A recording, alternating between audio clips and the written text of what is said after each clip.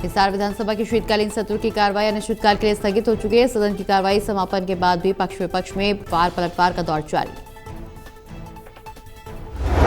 मुख्यमंत्री नायब सिंह सैनी ने सदन की कार्रवाई पर जानकारी साझा की, जिसमें विपक्ष पर हमला बोला। हरियाणा प्रदेश की जनता ने बड़े जनादेश के साथ सरकार बनाई है।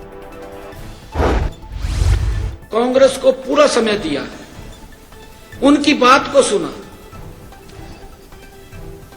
लेकिन जब हमने जवाब दिया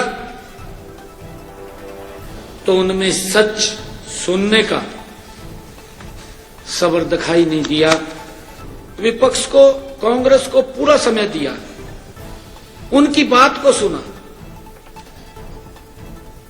लेकिन जब हमने हुड्डा ने प्रेस कॉन्फ्रेंस कर सीएम नायब सिंह सैनी के आरोपों का जवाब देते हुए वोट सुधार और वंदे मातरम पर कहा, सरकार अपनी विफलता छुपा रही, विपक्ष को मूकदर्शक बनाना चाह रही। हुड्डा ने सरकार ने एक भी जनहित का मुद्दा नहीं उठाया, ये बयान दिया। प्रदूषण पर भी सरकार का घेराव किया, कहा हरियाणा के लोगों के फेफड़े खराब हो जाएंगे। अरावली पर भी सरकार ने चर्चा नहीं कराई। 3 दिन का उन्होंने शुरू किया था और हमने बिजनेस एडवाइजरी कमेटी में कहा भाई इसको एक्सटेंड करो। बहुत मुद्दे हैं, ज्वलंत मुद्दे हैं, हरियाणा के हितों का सवाल है, इसको हमारे को टाइम चाहिए डिस्कशन के लिए। विंटर सेशन जो बुलाया 3 दिन का उन्होंने शुरू किया था और हमने बिजनेस एडवाइजरी कमेटी में कहा भाई इसको एक्सटेंड करो। बहुत मुद्दे हैं, ज्वलंत मुद्दे हैं, हरियाणा के हितों का सवाल है, इसको हमारे को टाइम चाहिए डिस्कशन के लिए। विंटर सेशन जो बुलाया। मुख्यमंत्री नायब सिंह सैनी कैथल में गुरु ब्रह्मानंद सरस्वती जी के 118वें जन्मोत्सव पर आयोजित राज्य स्तरीय कार्यक्रम में शिरकत करने पहुंचे। कार्यक्रम में भारी भीड़ उमड़ी। यह आयोजन हरियाणा सरकार की संत महापुरुष सम्मान एवं विचार प्रसार योजना के तहत हुआ, जिसमें सामाजिक सद्भाव और संस्कारों पर जोर दिया गया। जीवन हमें प्रेरणा देता है।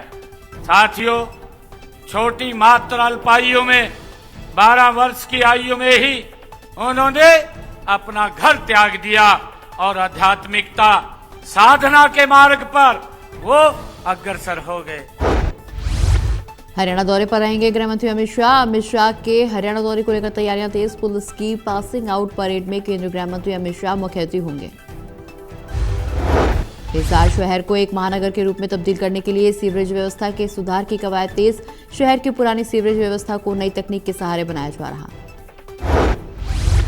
कि जो सीवरेज व्यवस्था है उसको एक प्रभावी और दुरुस्त बनाने के लिए, ताकि वो लंबे समय तक चल सके और पब्लिक को भी कम से कम तकलीफ हो, सड़क भी ना उखाड़नी पड़े, और वो सीवर के एक मेन होल से दूसरे मेन होल तक उसको जो है ये कार्यान्वित किया जाता है। हम अपने शहर की जो सीवरेज व्यवस्था। बांग्लादेश में हिंदुओं के पर हो रहे अत्याचार को लेकर कुरुक्षेत्र में विश्व हिंदू परिषद और बजरंग दल ने किया प्रदर्शन। फूका बांग्लादेश सरकार का पुतला। बजरंग दल के पदाधिकारी ने जानकारी देते हुए बताया, पिछले काफी समय से बांग्लादेश में हिंदुओं पर अत्याचार हो रहे, जिसको लेकर यह आक्रोश प्रदर्शन किया गया।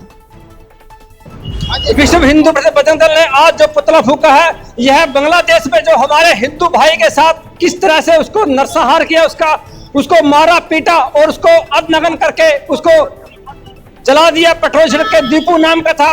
तो हम भारत सरकार से ये निवेदन करते हैं, ये प्रार्थना करते हैं कि भारत देश में, जब भारत हमारा, भारत की जमीन हमारी, भारत का इंच इंच हमारा, तो भारत में। गोहाना में बिजली विभाग के कर्मचारियों ने ऑनलाइन ट्रांसफर पॉलिसी के विरोध में प्रदेश भर में यूनिट लेवल पर विरोध प्रदर्शन किया। कर्मचारियों ने सरकार के खिलाफ नारेबाजी भी की। बिजली कर्मचारी नेता ने कहा, हरियाणा सरकार ने बिजली विभाग में ऑनलाइन ट्रांसफर पॉलिसी लागू की। इस ऑनलाइन पॉलिसी से एक अनजान लाइन पर ट्रांसफर किया जा रहा।